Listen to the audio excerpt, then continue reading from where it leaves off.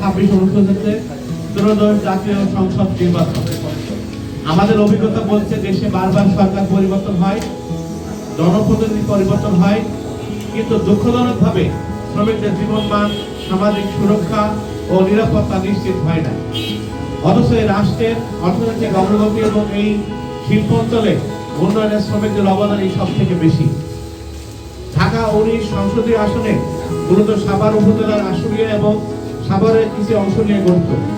এই আসনে মোট ভোটার সংখ্যা, এখানে একটা সংখ্যা আমরা দিচ্ছি যে 9,28,000, কিন্তু এটা যদি সাভার উপজেলা ভোটার তালিকা, এটা মূলত কেন্দ্রীয় ভোটার, যে 19 আসনের ভোটার তালিকা হচ্ছে 7 লাখের বেশি, অর্থাৎ প্রায় 8 লাখ শ্রমিক এখানে কাজ করে। এবং যাদের অধিকাংশ এখানে শ্রমজীবী মানুষ, আমরা বলছি প্রায় 80%, যারা এই ভোটারের প্রায় 80% শ্রমিক ভোটার এখানে রয়েছে। এবং যদি আমরা গড় করি তাহলে প্রায় আমরা দেখছি যে সাভারে প্রায় 40 লক্ষ মানুষ বসবাস করে। এই এলাকায় রয়েছে দুটি ইপিজেড, একটি সরকারি বিশ্ববিদ্যালয়, জাতীয় স্মৃতিসৌধ, যুব উন্নয়ন academy, dairy farm, Savar cantonment সহ বহু গুরুত্বপূর্ণ রাষ্ট্রীয় বেসরকারি স্থাপনা এবং সরকারি বেসরকারি বিশ্ববিদ্যালয় রয়েছে। ঢাকা 19 আসনের আশুলিয়া ও সাভার এলাকায় অনুমানিক প্রায় 2000টির মতো কলকারখানা রয়েছে, যার মধ্যে তৈরি পোশাক কারখানার সংখ্যাই সর্বাধিক। শিল্প অঞ্চল হওয়ার কারণে এখানে কয়েক লক্ষ মানুষ কাজের সুবাদে বসবাস করলেও তারা স্থায়ীভাবে ভোটার নন। এই ভাসমান শ্রমিক জনগোষ্ঠী এবং তাদের পরিবারকে যুক্ত করলে প্রকৃত জনসংখ্যার মানে ভোটার সংখ্যার দ্বিগুণ। অর্থাৎ আমরা যেটা বলছি যে এখানে যদি 7 লক্ষ বা 8 লক্ষ ভোটার থাকে, তার 80% যদি শ্রমিক ভোটার থাকে, যার আরো প্রায় এই 80% শ্রমিক ভোটার আছে যারা এলাকার ভোটার নন, তারাও এখানে বসবাস করে। দুঃখজনক বাস্তবতা হলো এই এলাকায় দুধ ব্যবসাকে কেন্দ্র করে সংঘর্ষ, শ্রমিক শিল্পের উপর হামলা, দুধ ব্যবসায় শ্রমিকদের ব্যবহার, মাদক ব্যবসা, সেবন, ছিনতাই, চাঁদাবাজি সহ নানা অপরাধমূলক কর্মকাণ্ড দীর্ঘদিন ধরে চলমান রয়েছে। পরবর্তী বছরগুলোতে স্পেকট্রাম গার্মেন্ট, ধস হামিম গার্মেন্টস অগ্নিকাণ্ড, রানা তাজরিন গার্মেন্টস অগ্নিকাণ্ড এবং রানা প্লাজার মতো বহু ঘটনায় 2 দশকের বেশি সময়ে 2500 থেকে প্রায় 2000 শ্রমিক নিহত হয়েছেন এবং প্রায় 20 থেকে 25,000 শ্রমিক তারা আহত হয়ে পঙ্গুত্ব বরণ করে জীবনযাপন করছেন। বর্তমানে গার্মেন্টস শ্রমিকরা যে মজুরি পায় তা দিয়ে একটি পরিবার ন্যূনতম জীবন ধারণ করা কঠিন। এর উপর অনিয়ন্ত্রিত বাড়ি ভাড়া বৃদ্ধি এবং দ্রব্যমূল্যের ঊর্ধ্বগতি শ্রমিকদের চিকিৎসা, পুষ্টিকর খাদ্য ও সন্তানের লেখাপড়া থেকে বঞ্চিত হচ্ছে। এত বড় শিল্পাঞ্চল হওয়া সত্ত্বেও এলাকার রাস্তাঘাট মানুষের চলাচল উপযোগী নয়।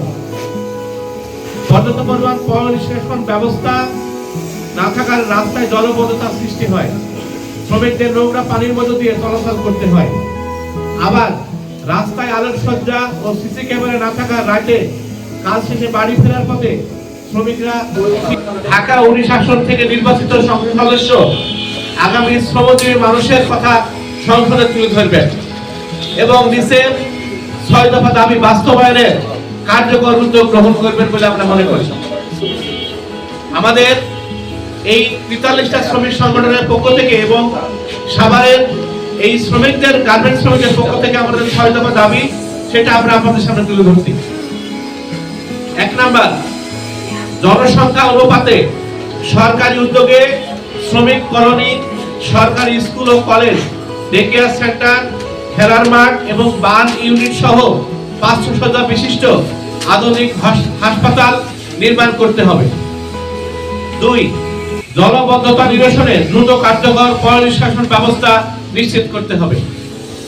3, শ্রমিকদের নিরাপদ চলাচলের জন্য রাস্তায় আলোকবাতি, সিসি ক্যামেরা স্থাপন এবং কর্মস্থলে যাতায়াতের সময় বৃষ্টিতে থেকে রক্ষায় পর্যাপ্ত পরিমাণ যাত্রী ছাউনি নির্মাণ করতে হবে।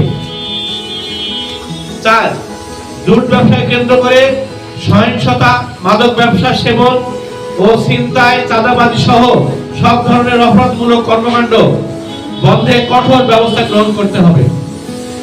5, শ্রমিকদের জীবনযাত্রার ব্যয় কমাতে কারখানা ভিত্তিক রেশনিং ব্যবস্থা, সব কারখানায় ফেয়ার প্রাইস সব চালু এবং শ্রমজীবীদের জন্য ফ্যামিলি কার্ড প্রবর্তন করতে হবে।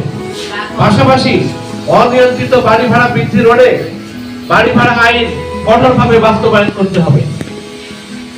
6, আগামী জাতীয় সংসদে শ্রমজীবী মানুষের অধিকার ও প্রত্যাশা তুলে ধরতে জাতীয় ট্রেড ইউনিয়ন ফেডারেশন ও শ্রমিক অধিকার সংগঠন সময়ের সমন্বয়ে গঠিত শ্রমিক অধিকার জাতীয় অ্যাডভোকেসি ফোরাম অ্যালায়েন্সের পক্ষ থেকে শ্রম সংস্থান কমিশনের যে সুপারিশ এবং স্কোপের 9 দফা উপস্থাপন ও বাস্তবায়নের উদ্যোগ গ্রহণ করতে হবে। আমরা আশা করি শ্রমিকদের ন্যায্য দাবি বাস্তবায়ন ছাড়া টেকসই উন্নয়ন করা সম্ভব নয়।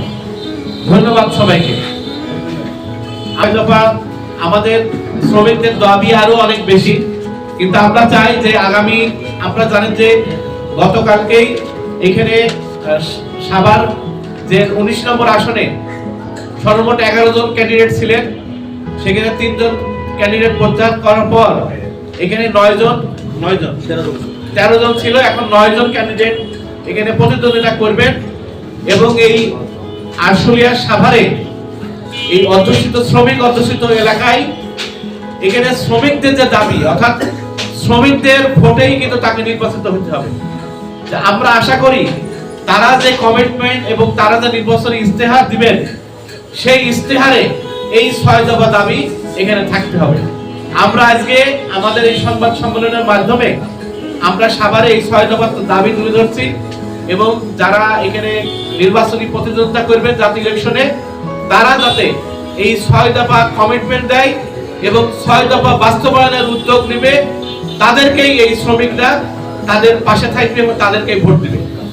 তাছাড়া আমরা আমাদের জায়গা থেকে এই 6 দফা বাস্তবায়নের দাবিতে আমরা এই নির্বাচনকালীন সময়ে আমরা লিফলেট সহ বিভিন্ন ধরনের এই প্রচারণামূলক কার্যক্রমের সাথে আমরা থাকব। যারা শ্রমিকদের এই দাবি বাস্তবায়নের প্রতিশ্রুতি দিবে, শ্রমিকরা তাদের পাশে থেকে তাদের ভোট দিয়ে জয়যুক্ত করবে বলে আমি মনে করি।